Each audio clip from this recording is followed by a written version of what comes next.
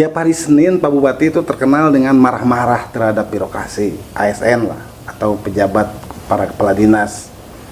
Kenapa Pak bisa marah-marah seperti itu? Ya dulu saya sejak 2014 ya, terus terang aja, saya itu mempersiapkan benar jadi bupati.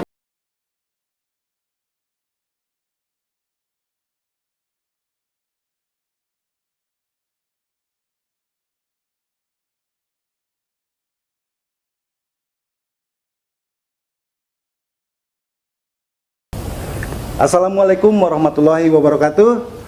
Selamat malam warga Garut. Berjumpa kembali di program Guar Garut. Malam ini malam istimewa sekali karena kita langsung menggeruduk Gedung Keramat. Maksud Gedung Keramat hanya seseorang yang didaulat sebagai bupati yang mengisi rumah ini. Nah, dan beliau juga hadir di sini, tidak lain Bapak nomor 1 kita, Bapak nomor 1 di Garut adalah Bapak Haji Rudi Gunawan, SHMA MFMP. Selamat malam Pak Bupati. Selamat malam. Karena kita 1,5 jaraknya ya, kita buka aja ya. Siap. Kita ada protokol kesehatan. Kita ada jarak. Iya, ada jarak. Nah, Pak Bupati terima kasih sudah menerima kami, tim Guar Garut hadir di sini. Kebetulan Harian Garut ulang tahun yang ke-8 dan bertepatan sekali dengan kepemimpinan Bapak 8 tahun Pak. Jadi ya kami ingin sekali talk show dengan Bapak di malam ini. Terima kasih sudah menerima kami. Sama-sama ya, selamat ulang tahun Pak Tata dan kawan-kawan ya. Terima kasih. Harian Garut terus melakukan langkah-langkah untuk memberikan informasi, mencerdaskan, memberikan hiburan dan juga edukasi, tapi untuk kita semua lah. Gitu. Siap. Sebelum ngobrol-ngobrol nih, kita ada tanda mata buat Bapak, kaos Guar Garut. Tolong kaosnya, Bro. Siap. Dibuka oleh pimpinan udah. Buka dulu. Ini tinggal maaf. Wah, hebat. Ini tanda mata buat Bapak. Ya, terima kasih. Terima kasih. Siap. Terima kasih. Cerita itu Siap. Garut, Guar Garut. Guar Garut. Kita awali obrolan nyantai Pak Bupati. Iya. Nah, Pak Bupati kan 2 periode. Ini sudah menggagalkan mitos tidak ada pemimpin Garut yang bisa menjadi pemimpin 2 periode. Tetapi Pak Bupati akhirnya berhasil. Setidaknya suka atau tidak suka, secara formal Pak Bupati sudah didaulat sebagai bupati yang 2 periode ini. Apa sih kiat-kiat hingga menyelesaikan di 2 periode ini? Kang Tata dan kawan-kawan dari Harian Garut, tentu sekali lagi saya ucapkan selamat ulang tahun yang ke-8. Saya ini mau menuju ke 8 tahun. Jadi hari ini 7 tahun menuju ke 8 tahun. Ya. Nah, tentu siapapun dapat memimpin Garut sesuai dengan peraturan perundang-undangan. Jadi periodisasi bupati itu setiap 5 tahun. 5 tahun selesai, periodisasinya dilakukan pilkada kembali. Nah, sebenarnya dengan konteks yang sekarang ini, kita kan pemilihan langsungnya itu baru tahun 2009 ya. Kita baru 2009 dilakukan pilkada secara langsung. Sebelumnya dilakukan melalui DPRD. Nah, kenapa dulu tidak bisa menjabat 2 periode? Tidak ada bupati yang belum pernah 2 periode gitu. Karena memang dulu itu kan kebanyakan ditunjuk, dipilih oleh DPRD, partainya yang terbesar, dulu itu Golkar, P3, PDIP ya. Jadi memang pada waktu kebetulan saja mereka itu tidak mendapatkan perpanjangan jabatan. Misalnya dulu ada Pak Taufik dengan Pak Momon, itu ditukar lah ya, jadi Garut tetap tidak ada. Nah, tentu sekarang ini siapapun nanti ke depan itu akan banyak orang yang akan menjadi bupati 2 periode, karena dipilih oleh rakyat. Kalau rakyat suka ya dipilih lagi, kalau rakyat tidak suka ya tidak dipilih lagi gitu. Nah, itulah mungkin kenapa kami juga dengan Dr. Helmi ya, karena saya sudah menyampaikan bahwa kita ini malu lah, banyak daerah-daerah lain bupati dan wakil bupati itu berantem di tengah jalan. Kalau kami apa yang mau diberantemkan? Kita punya kewajiban bersama. Saya punya kewajiban. Kalau saya punya kewajiban, maka saya laksanakan kewajiban. Tapi dalam konteks pemerintahan, kami punya kewajiban. Siapa yang punya kewajiban? Bupati, wakil bupati, dan 50 anggota dewan yang terhormat. Pemerintahan Garut ini terdiri daripada pemerintah daerah dan DPRD. Kami tidak akan mungkin bisa melaksanakan fungsi-fungsi pemerintahan tanpa dengan DPRD. Mana mungkin APBD bisa berjalan tanpa persetujuan DPRD? Tidak mungkin kami membuat peraturan tanpa ada persetujuan DPRD. Semuanya dalam kerangka proses pemerintahan ini tidak ada yang hebat. Semuanya melalui satu sistem dengan peraturan perundang-undangan. Tentu saya berharap masyarakat juga lebih paham ke depan bahwa pemerintahan ini kan diatur. Saya ini oleh Undang-Undang 23 2014 disebut sebagai penanggung jawab umum keuangan daerah. Tapi bupati tidak punya kewenangan mengeluarkan uang.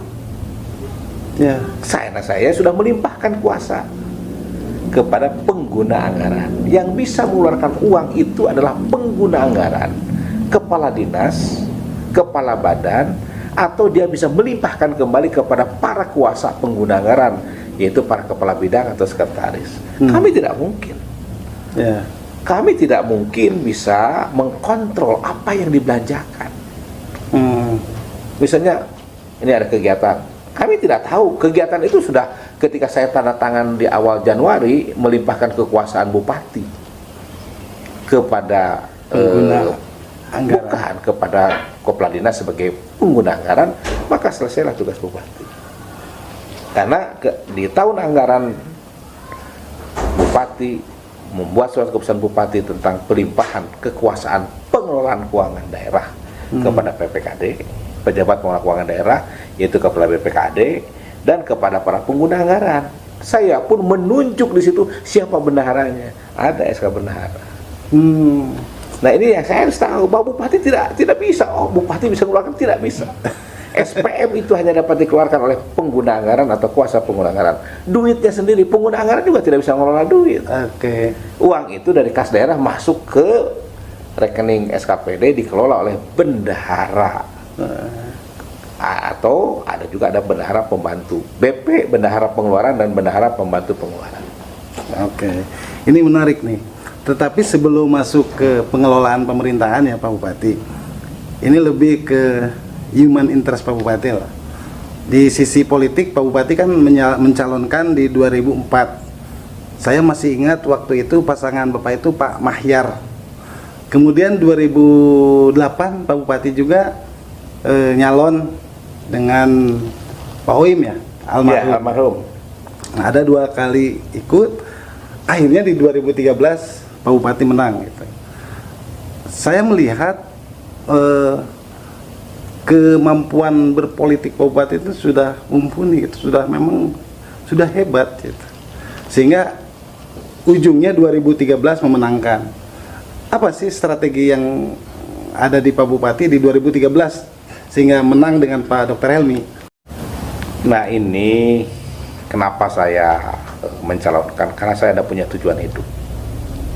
Dan tujuan hidup ini saya belum berhasil.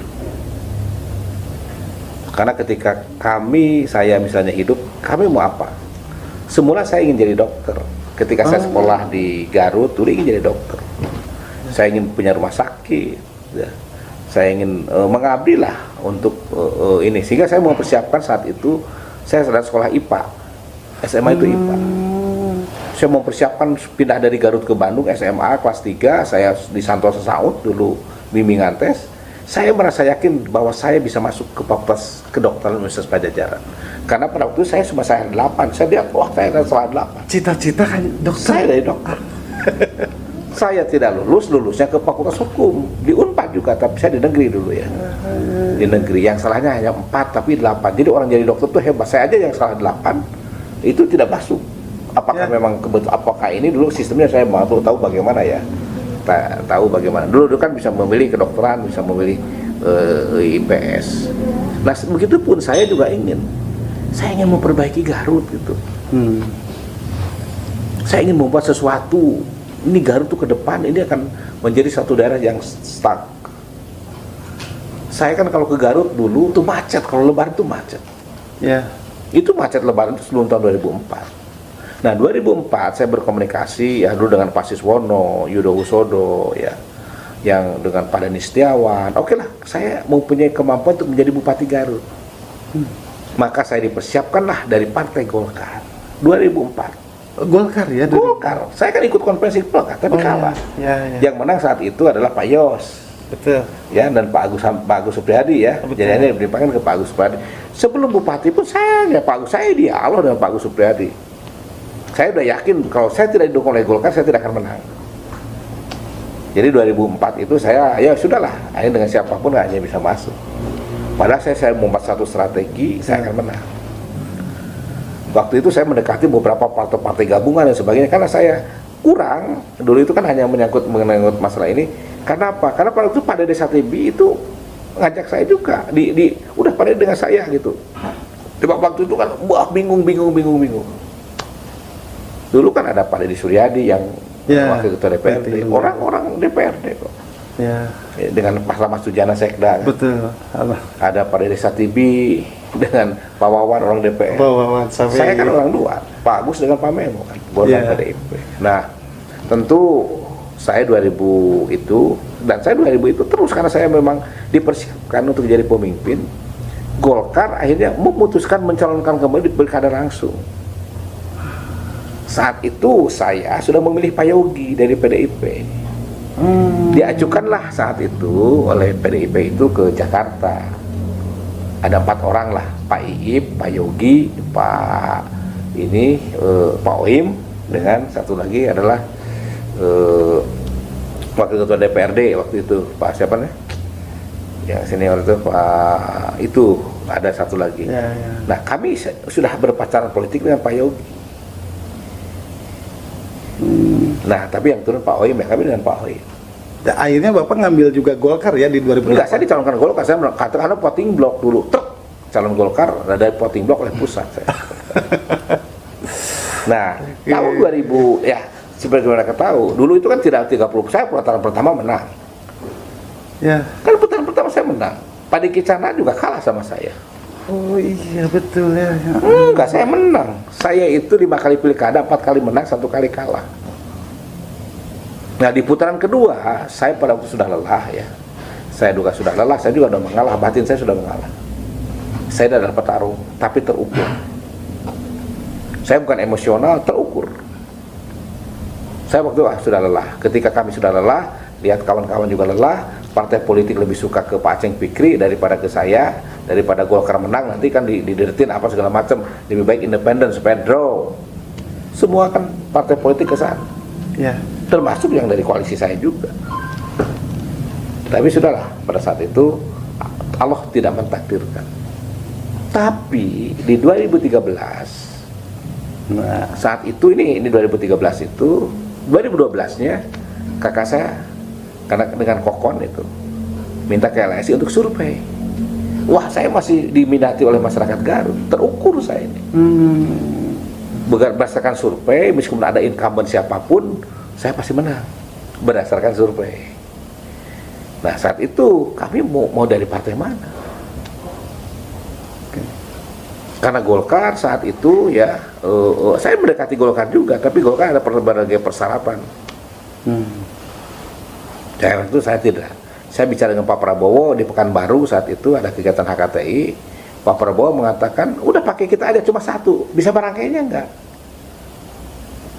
Kan Gerindra dulu 1, kursinya hanya 1, yaitu Pak siapa namanya? Hilman. Pak Hilman.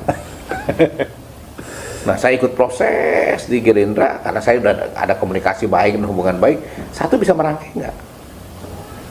Kami ini sudah 1 semua nutup. Wah udah.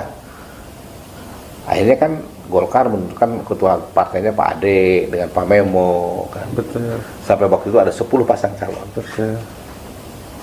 Nah saya di hari-hari menit-menit terakhir kami bertemulah dengan Dr. Helmi di rumah Pak Asep Adirasa lah, yang Pak Adirasa. Ketemu, bicara dan kami bertemu lagi dengan Pak Ustadz Ahab. Kami bicara lagi dengan Pak Ustadz siapa nih? Pak Ketua itu PKS dulu itu Pak Ustadz Pak Ustadz Ahab, sekarang ini Pak Ustadz Wawan, Pak Ustadz ketua PKS dulu sebelum Pak Dr. Helmi, sebelum Pak Wawan itu. Nah, itu kita ketemu sebentar saja. Tapi orang PKS saat itu juga, loh kok kenapa katanya? Kita sudah bisa merangkai 5 dengan 1. Itu kan baru 6, 2 lagi mana? Akhirnya saya daftar ke PBB. Dan itu tidak gampang, lobby ke PBB itu tidak gampang.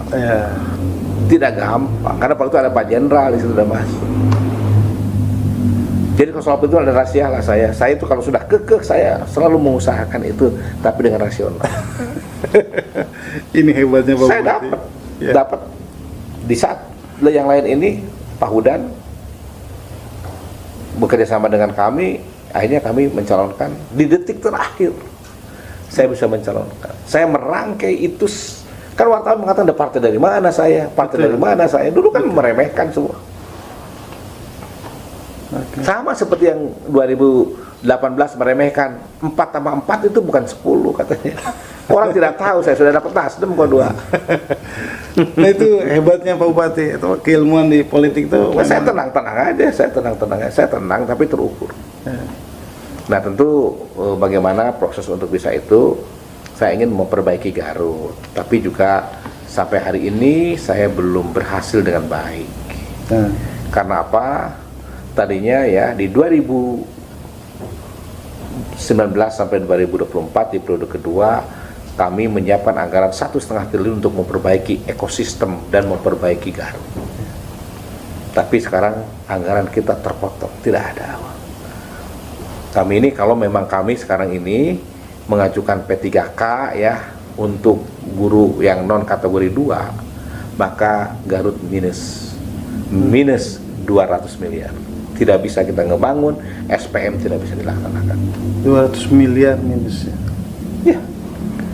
Kan kami pada waktu itu meminta, karena ini adalah komunikasi yang tidak bagus antara Kementerian Keuangan, Menpan dan Kementerian Pendidikan. Kami ingin ya semua guru di Garut baik negeri dan swasta yang tidak kategori 2 diangkat menjadi P3K. Kami semangat sekali. Tapi uangnya tidak dikasih.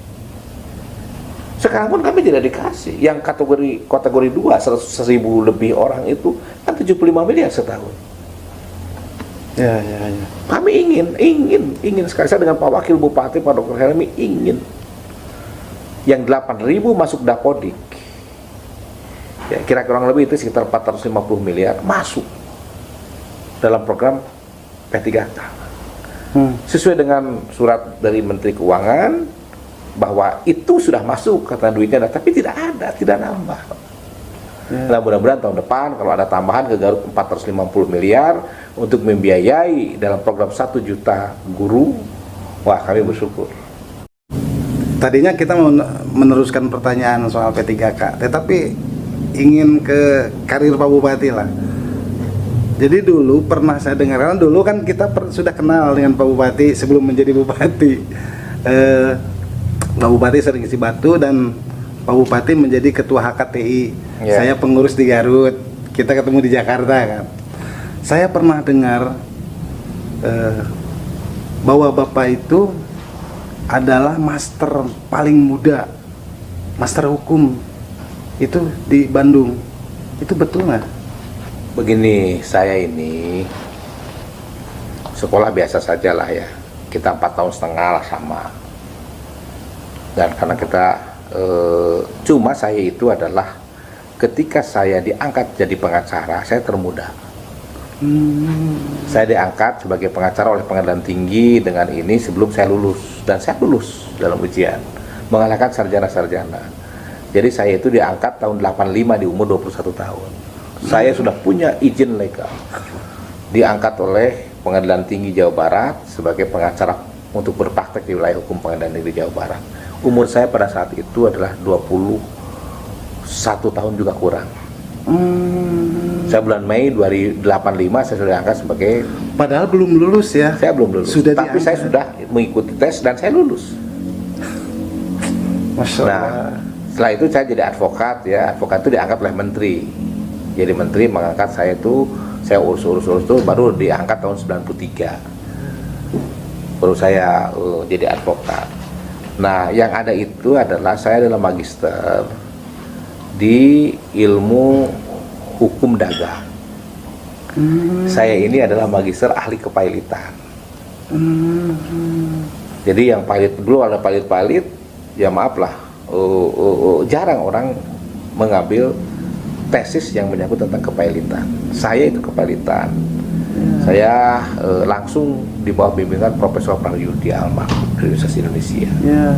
Berarti magister termuda itu Saya waktu itu sebelum berlakunya undang-undang kepailitan masih KUHD, kita undang-undang hukum dagang, saya mengambil itu. Jadi pada waktu itu saya tidak termuda juga, saya tahun 96 tidak termuda, orang pada waktu itu jarang sekolah, kalau sekarang jarang sekolah gitu ya. Iya. Kalau sekolah, saya umur tua juga lah. Saya umur 35 tahun, 34 tahun, saya magisternya 34 tahun. Ya. Banyak yang magister, cuma saya yang di kepailitan itu waktu saya yang lebih duluan. Saya bukan Aldina, saya juga sekolah lagi di magister pertanian di Unpad. Karena saya cinta terhadap pertanian. Hari ini aja saya itu kemarin ngomong dengan Igi, dengan siapa ya, kok saya ini lelah gitu, bukan lelah apa gitu ya, batin saya ini agak lelah. Makanya saya sudah bukan apa-apa ya, hanya di Garut Pak. Di Garut ini bupati, wakil bupatinya lahir. Di tempat lain sudah, di mana-mana baru sekian. Saya kemarin melihat udahlah beberapa mungkin komunikasinya tidak bagus. Kalau kami bagus, karena saya melihat Dr. Helmi itu pintar, saya juga sayang sama dia ya, dan tidak ada hati apapun, kebencian apapun tidak ada dari saya. Dr. Helmi pun patuh turut terhadap kita, dan kami tidak ada. Dan yang satu bisa tanya ke Dr. Helmi, 2018 tanya ke Dr. Helmi, ketika ini ada rahasia, ketika PKS saat itu ada beberapa kader PKS mendeklarasikan Pak Dr. Helmi mau nyalon di 2018. Ya. Saya berharap dua. Dr. Helmi nangis. Saya nangis di sini. Dok, kalau dokter mau mencalonkan jadi bupati, ya, Akang dukung penuh. Akang menjadi tim sukses karena Akang tidak akan mencalonkan. Tanya ke Dr. Helmi. Kalau dokter mau mencalonkan, partai, kalau Dr. Helmi enggak, partai mendorong untuk menjadi G1. Akang tidak akan mencalonkan dan Akang akan menjadi ketua tim sukses. Tanya ke Dr. Helmi. Dia enggak. Nah saat itu kita berbarengan. Di luar mengatakan, wah bagi saya sudah tahu di luar begini. Mau kemana Rudi dengan Helmi tidak akan punya kendaraan politik. 4 sama 4 kagak, saya di PAN kan kagak tidak mencalonkan saya. Saya tahu kenapa tidak mencalonkan saya, mungkin tidak butuh kita. PAN ada pertimbangan lain. Di pusat itu masa bodoh. Saya tahu persis, tapi itu kan urusannya dengan, kan yang penting saya masuk ke PAN, saya ditolak oleh PAN sudah. Ketika saya pupus dari PAN, mau dari mana lagi nih? Di partai saya pun di Gerindra kan ada konvensi kan? Ya. Mana saya kan sudah ada konvensi kan? Saya ngikutin aja sabar. Ada ini ngikutin, ada Pak Kolonel Suyaman, ada apa, baik saya dengan beliau, saya diam aja, ngikutin aja proses, meskipun terhina juga saya. Iya, saya kan incumbent, masa saya incumbent disatukan dengan yang lain? Harusnya mau menyalurkan lagi, saya atau tidak, saya nggak ada masalah, saya oke saja. Saya bilang, Pak Nan, sudah oke. Cuma saya tahu akan apa yang akan terjadi gitu ya. Nah, akan kemana Gerindra itu? Kami punya hubungan dekat dengan Pak Prabowo, dengan owner. So, akhirnya kan, wah nggak akan ke saya, tenang aja. Dan Bapak pengurus DPP ya? Saya adalah, sekarang setelah ada itu, sekarang ini saya adalah anggota Dewan Pembina Gerindra Pusat. Nah, pada saat itu saya sudah punya 2. Saya komunikasi dengan Nasdem Provinsi apa, saya sudah dapat. Yang pertama memberikan rekomendasi itu Rudi Gunawan sebagai calon Bupati Garut dari Nasdem. Padahal pada waktu itu di luaran mengatakan Nasdem ini kan sudah punyanya Pak ini di sininya kan, saya sudah ada. Itu kan disimpan aja. Keren, keren. 2 tambah mau berapa dulu? Dulu saya komunikasi politik, mau siapa saya enggak. Saya Dr. Helmi bilang gitu. Kang, obat sama apa? Tenang, ada. Santai-santai di Jakarta kan tenang-tenang gitu. Tapi ya untuk melakukan bagaimana komunikasi dengan masyarakat itu harus ikhtiar. Oke. Ya harus ikhtiar, dan itu adalah hak prerogatif rakyat. Hati yang digerakkan oleh Allah Subhanahu wa taala. Ini kan nggak bisa ada. Yeah. Cuma yang menarik itu ketika Dr. Hilman itu saya silahkan. Jadi saya mengatakan kalau memang secara politik kan bisa berganti-ganti politik. Ketika saya dengan Dr. Helmi pemerintahan sekarang bupati wakil bupati, maka wasiat saya kan ke Dr. Helmi. Tapi kalau kami sudah tidak jadi bupati dan tidak jadi wakil bupati, kan kami juga bebas menentukan pilihan. Ya, bebas menentukan pilihan. Nanti partai-partai kami. Oh ingat ya, Bademi ya waktu itu. Balad Elmi Budiman. Iya. Jadi saya hanya melihat dalam konteks yang ini, nantilah kita perbaiki Garut dari sisi lain. Jadi pemimpin itu tidak mudah, setelah jadi pemimpin juga tidak mudah. Nah, sebentar Pak, sebelum ke sana nih, masih asik dengan literasi Bapak. Masih dengan orang yang sumber sama. Bapak itu waktu itu punya kantor di Bandung. Punya putra buah. Tapi kalau makan tuh masak katanya di kantor. Kalau mau makan, Bapak itu suka keluar manggil pedagang yang lewat, ngajak makan di dalam. Itu betul nggak Pak? Ya, saya itu begini. Jadi kami dari dulu kekeluargaan. Dan saya tidak ada apapun lah. Siapapun yang makan di kami ini, karena makan dari si bibi makan, siapapun makan. Ya. Jadi kami ini ada tukang buah, tukang apa yang ada dari mana Mang? Selaawi dari mana? Banyak orang-orang kaya tukang buah. Kami bersahabat. Kalau ada mau ya saya. Ya kalau kayak gitulah ada beberapa. Itu di jalan apa Pak kantor tuh? Saya di Marta Negara. Ya, Marta Negara. Nah justru ya. saya ingin lah ya mengabdi dengan sesuatu yang transparan. Saya ingin sebenarnya komunikasi, dialog, nanya apapun saya boleh. Justru saya tapi kan di ukuran-ukuran zaman sekarang banyak yang mau mungkin berat Pak. Jadi kondisi yang sekarang ini juga berat. Yang penting kita menjaga diri ya, menginikan.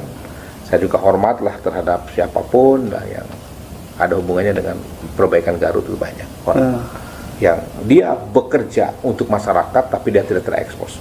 Itu saya hormat sekali, banyak. Kalau saya sebutkan namanya pasti Pak Bupati langsung ingat. Beliau selalu ingat.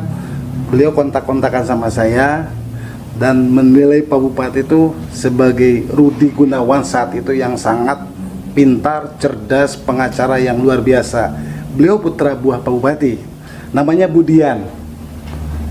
Sekarang di Disdik. Nah, kalau ingat, sampaikan ke Budian ke kamera. Ya, Dian saya tahu ya. Ya, Dian, ya. Ingat ya. Ingat.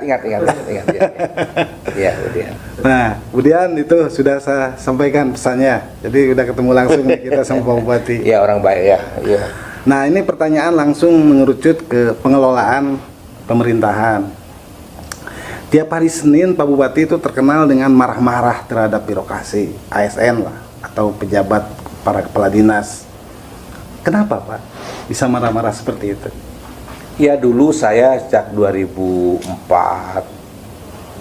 ya, terus terang aja, saya itu mempersiapkan benar jadi bupati ini.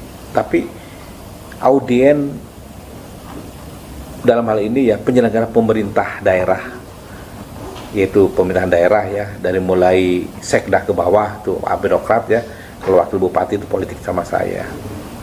Itu saya ketika saya mau pidato pertama apel pagi 27 Januari 2014, saya pikirkan 27 Januari, ketika apel pertama 27 Januari 2014, saya pikirkan. Apel kedua saya pikirkan, apel ketiga saya pikirkan. Tapi feedbacknya nggak ada. Sampai saya pernah ngusir 2014 di sini. Ketika mau ke APPS kok begini. Bener, saya tanya, zaman dulu di sini lah. Saya ke sini. Kok kita mau ke PPS, kok kita belum siap? Jadi saya sudah berpikir kepada teks aturan, misalnya begini, Saya apel pertama ketika awal jadi bupati, kalian perhatikan PP 53 2010 tentang disiplin pegawai negeri sipil. Nih, saya minta di setiap kantor ada PP 53, dibaca kewajiban dan larangan. Larangan dan kewajiban yang harus dilakukan oleh PNS. Karena itu dasarnya. Saya katakan di situ ada SKP. Bila mana SKP tidak tercapai, SKP itu ada. SKP yang menyangkut anggaran, ada perilaku kerja. Minggu keduanya saya gunakan PP 46 ya 2011 tentang penilaian kinerja pegawai negeri sipil. Selanjutnya adalah PP 60 tahun 2008 tentang SPIP. Tapi tidak pernah tercerna. Kenapa bisa seperti itu? Tidak ada pemikiran di ASN waktu itu, hampir 90% tidak pernah berpikiran apa yang harus dilakukan. Yang ada sikut-sikutan, mau jabatan, yang ada apa seperti itu. Saya katakan, saya lihat di waktu itu, saya tanya ke camat, kamu dapat berapa? Tunjangan kerja, saya 200 Pak, aduh kan cukup, saya naikin kan 3 juta. Sekarang camat berapa TKD-nya? Sudah 11 juta. 11 juta. Belum kepala SKPD berapa? Hanya 3 juta, 4 juta, 5 juta. Sekarang berapa? Kepala SKPD tunjangan kinerja daerahnya adalah 20 juta. Lebih, ada yang 23, ada yang 18, paling kecil 18 juta. Jadi orang ada yang mau pensiun dari PNS, ASN kepala dinas, setelah pensiun itu saya ketemu dengan orang, aduh Pak, ngaruh Mas 20 juta hilang setiap bulan masih ada. Nah, kenapa saya marah-marah? Saya ingin ekspektasi punya kewajiban. Garut itu miskin, Pak. IPM-nya rendah. Yuk kita bersama-sama. IPM yang paling rendah itu Garut. Kemiskinan Garut meskipun sekarang 1 digit ya, tapi pendapatan per kapita orang Garut itu kecil dibandingkan rata-rata Jawa Barat, dibandingkan rata-rata nasional. IPM Garut itu lebih kecil rata-rata dari rata-rata nasional. Saya ngomong begini nggak ada masalah, memang faktanya begitu, kita diwariskan juga begitu.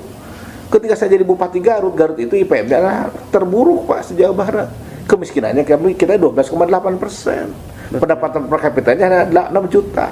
Ketika waktu itu ada TV 9, sebelum saya jadi Bupati Garut, saya berbicara dengan Pak Widi waktu jadi Kepala Bapeda. Garut itu perlu uang beredar 1 triliun rupiah. Maka ketika saya ini saya ngomong dengan Pak Bajuri, Pak Bajuri begini. Pak Bajuri respon baik tuh Pak Bajuri itu. Pak, ini harus dirubah RT/RW-nya. Kita harus punya daerah industri. Mau berapa ratus hektar pun daerah industri harus ada. Kita cari investasi, ada orang yang bekerja terukur, dapat gaji 50.000 tenaga kerja, kali gaji, kali UMK 2 juta, kan 1 bulan 100 miliar Pak. Betul. Itu yang terukur, duitnya kan masuk orang Garut, masuk orang Garut. Tidak kayak ke Alfamart temen duitnya kali itu, ke Jakarta heula. Beli semen, tuang semen ke Jakarta, beli besi ke tukang besi. Anu orang makan tukang batu. Orang Garut jual pasir meskipun ilegal itu ya. Jual bata. Kan gitu. Ayo besi kemana duitnya? Ke Jakarta. Semen kemana? Ke Jakarta. Spandek kemana? Ke Jakarta. Nah, sampai saat ini kinerja ASN menurut Bapak? Kinerja ASN mungkin membaik ya, sekarang ini makin membaik. Dulu Sakip kita CCC, sekarang sudah BB, terbaik Jawa Barat. Sakip ini adalah hubungannya dengan pengelolaan keuangan yang dihubungkan dengan perencanaan dalam bentuk APBD. Efisien lah, kebocorannya semakin sedikit. Yang kedua, pengelolaan keuangan juga sudah cukup baik, meskipun ada fraud, ada. Itu bukan berarti WTP itu segala-galanya, bukan. WTP itu hanya dari sisi akuntansi pengelolaan keuangan daerahnya. Mungkin saja ada kebocoran-kebocoran ya. Mungkin saja pada saat di lapangan harusnya 50 meter, yang hampir 10 meter. Harusnya tebalnya besinya 10, ya 8. Banyak itu fraud itu bisa. Nah, tentu kita juga sekarang pelayanan ke publik juga sudah bagus.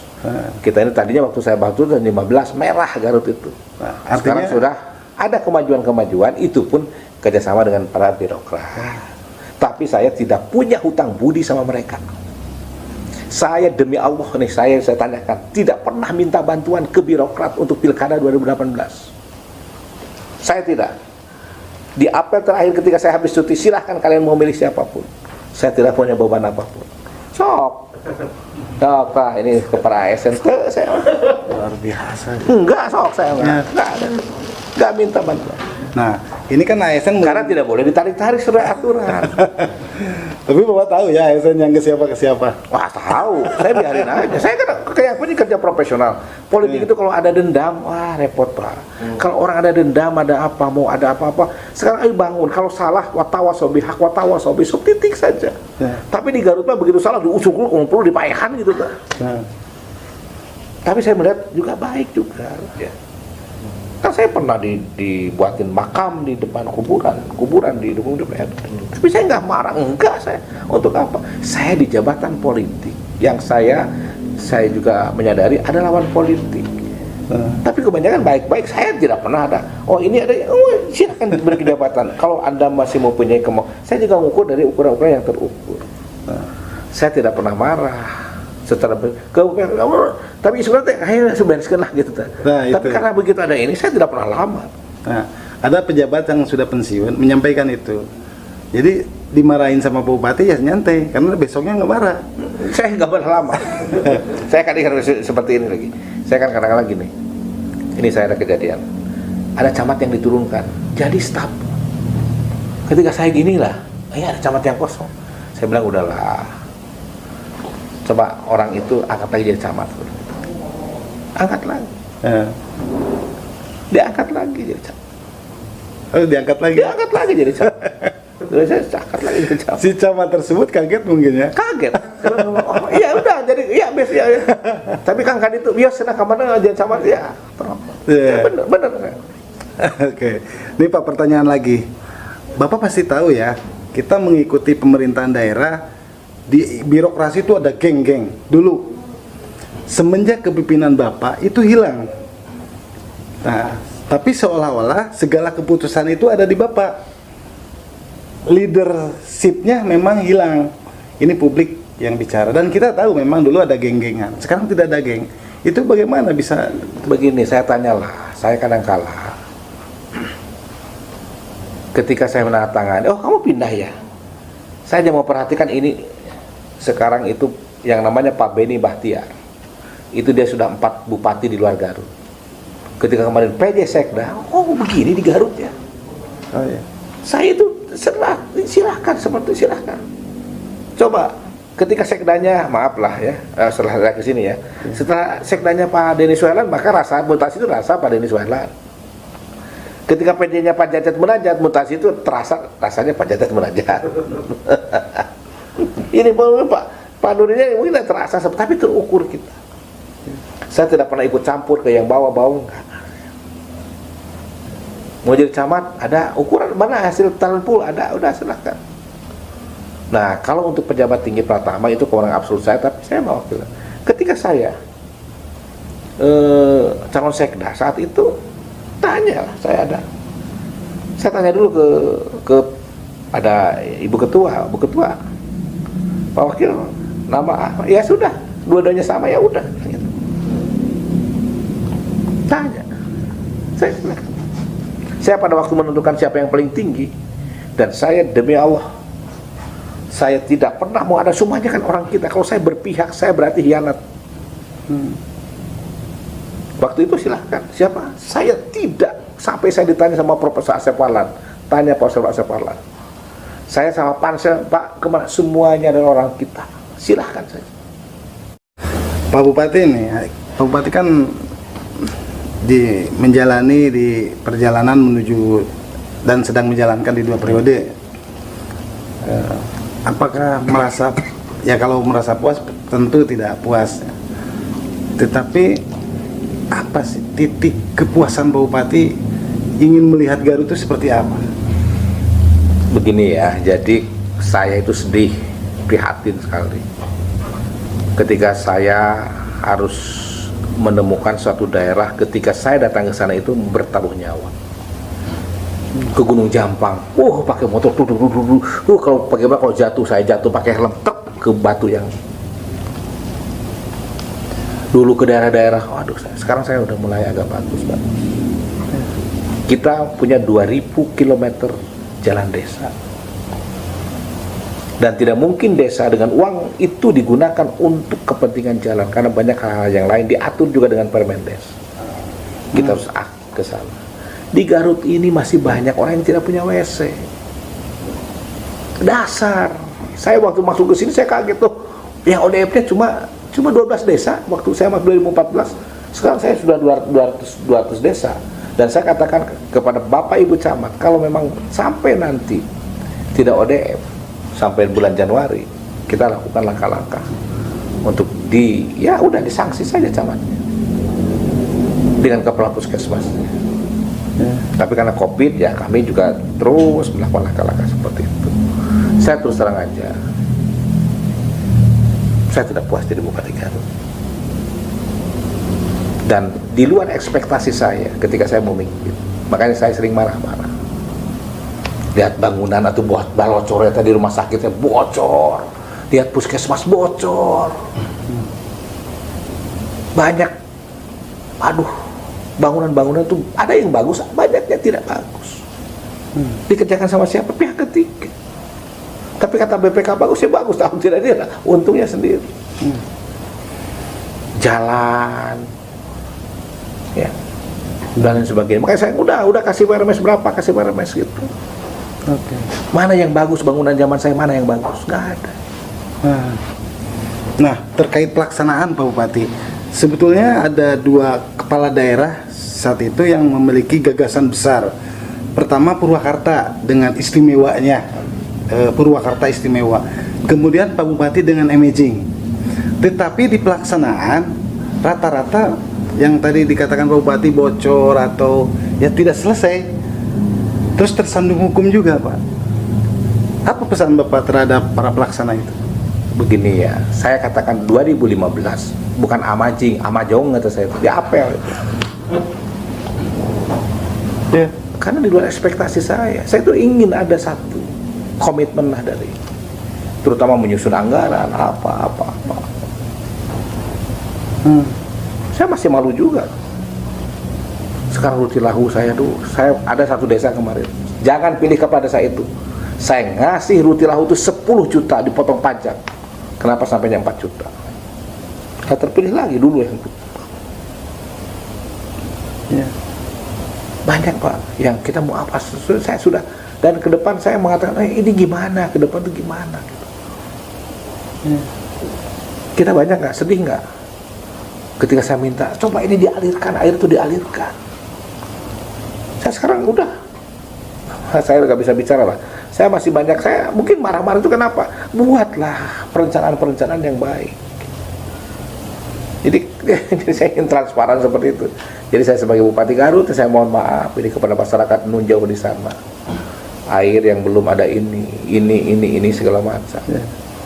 Ya, ODF belum kita laksanakan dengan baik. Jalan kualitasnya tidak bagus, bangunan banyak yang kualitasnya tidak bagus. Pak Bupati kan getol ke lapangan. Saya dokter ke lapangan, saya ininya itu. Saya pada waktu tidak tahu, saya yang pasar leres, nggak ada pihak ketiga. Kenapa saya bilang pihak ketiga, takut sama pihak ketiga? Yang pasar leres itu kan saya sedih, maaf sekali lah saya sampai saya menuncikan air mata. Aduh Pak Gania, saya bilang kita ini berdosa. Saya ngomong ke Pasekda selesaikan, kita ini berdosa kepada pedagang, 4 tahun nunggu. Tapi kekuasaan saya tidak ada, itu kan kewenangan pemborong, ada sistem. Mungkin bukan itu aja, yang lain juga ada yang kekurangan, ada yang ditukarkan begini, yang seperti itu. Akibat dari pembangunan pasar Raja, hutannya habis sebelah sini, kok ini di sini, kan ada aja di situ. Banyak abi Pak dihanap, buat abi jadi di Luhut, banyak persoalan-persoalan yang harus kita selesaikan. Dan saya ketika mau diselesaikan dengan anggaran yang mumpuni, terjadilah COVID. Kan harusnya ya GOR itu sudah selesai Pak, 50 miliar dari kita tahun 2020 itu. Akuatik sudah beres. Sekarang provinsi gak ngasih lagi ke kita. Jalan Keuangan Raja harusnya sudah beres, sekarang juga nggak ada, duitnya juga jadi nggak ada sekarang. Nyaris kita nggak ada keuangan Pak. Kalau kita ini hanya ada keuangan real kita itu hanya 350 miliar. Oh, yang 200 yang tidak ada ya? 200 miliar ya? Iya, kita hanya segitu. Hanya 200. Karena apa? Karena kita dipotong ini. Kita harus nyimpan dana uang untuk kopi 75 miliar. Kita harus nambah lagi untuk P3K, yang K3 75 miliar. Ya. Kan dana itu banyaknya itu, APBD Garut 5 sekian triliun. Padahal kan ke desa kita harus bayar 200 miliar, 10% dari dana transfer. Yang bosnya langsung ke guru. Kan hanya nyatatan aja APBD itu. APBD Garut 5 triliun, iya. Termasuk dana desa, kan langsung ke desa. Iya. Bos langsung ke kepala sekolah, ke sekolah. Terus sertifikasi langsung ke. Betul. Dana itu semua hampir 3,4 triliun. Kecil. Nah, sisa masa bakti Bapak yang 2 tahun ya? 3 tahun anggaran saya. 3 tahun anggaran. Apa yang Nah, kita akan fokuskan dengan Dr. Helmi itu menyelesaikan kewajiban-kewajiban yang sampai nanti memberikan beban kepada bupati selanjutnya. Jadi kalau saya kan sudah tidak mungkin lagi masuk ke pemerintahan daerah, kan sudah selesai, priorisasinya sudah selesai. Kalau Dr. Helmi kan masih bisa jadi bupati 10 tahun lagi. Bisa ada, dan kans untuk menjadi bupati Dr. Helmi cukup besar. Saya juga udah mensurvei sekarang ini, dari mana-mana yang survei saya udah ada tahu, tapi bagi saya saja. Survei dari ini saya udah iya. Nanti di ujung kita konsul ke Pak Bupati, nanya siapa yang hasil surveinya. Nih Pak Bupati, berhubung waktu ya, kita sudah 1 jam ngobrol. Terima kasih sudah memberikan waktu terhadap kami yang bisa wawancara dengan Pak Bupati. Untuk season terakhir, minta Pak Bupati menyampaikan hal-hal baik terkait COVID atau pembangunan di Kabupaten Garut. Silakan ke kamera Pak Bupati. Ya, saya hari ini dengan Harian Garut ya, dan siapapun kami ingin berkomunikasi. Tentu di masa COVID ini selaku Ketua Satgas, saya menyampaikan bela sungkawa yang setinggi-tingginya atas meninggalnya Bapak, Ibu, saudara kita semua karena COVID. Kami telah berusaha secara medis, kami juga telah berusaha sekuat tenaga, tetapi Allah mentakdirkan lain. Kami berdoa semoga meninggalnya dalam keadaan syahid dan husnul khotimah. Tentu kita ke depan kita harus melakukan prokes yang lebih ketat lagi. Di antaranya adalah kita wajib menggunakan masker, menjaga kerumunan, dan kita sukseskan vaksinasi. Dalam hal pembangunan tentunya banyak harus kita lakukan, tapi anggaran sekarang ini kami mendapatkan efisiensi besar dari pemerintah pusat. Dana transfer kita berkurang cukup besar, hampir 300 miliar dengan dana-dana transfer lainnya. Tentu ini juga berpengaruh terhadap pembangunan Kabupaten Garut. Saya insya Allah menyelesaikan apa yang menjadi kewajiban. Mungkin ada beberapa di dalam RPJMD yang tidak dapat kami laksanakan penuh. Tentu kami tidak boleh menyerah, dan kita harus bersama-sama membangun Kabupaten Garut dengan segala hal apa yang kami punya. Tentu manusia tidak ada yang sempurna. Semua pasti punya kesalahan, punya hilang. Yang tidak punya kesalahan itu manusia itu hanya satu, Rasulullah SAW sebagai utusan Allah, dan orang-orang yang dipercaya oleh Allah Subhanahu Wa Taala. Mungkin para sahabat, mungkin para ulama, mungkin orang tua kita, mungkin siapapun yang dipercaya oleh Allah itu pasti adalah orang pilihan. Sekali lagi saya mohon maaf bila mana pembangunan kita tidak berjalan dengan baik, tidak memuaskan, tapi kami akan berusaha. Penilaiannya ada di Bapak Ibu sekalian, tapi kami mengucapkan terima kasih ini kepada tokoh-tokoh yang sudah membuat Garut nyaman pada hari ini. Ya, ayo kita perbaiki saja. Fatawasobihak fatawasobiso. Saya doakan siapapun yang menjadi Bupati Garut di 2024 pasti ekspektasinya jauh ke depan, pasti akan hebat, jauh lebih hebat dari saya, karena mempunyai itikat yang baik memimpin Garut ke depan.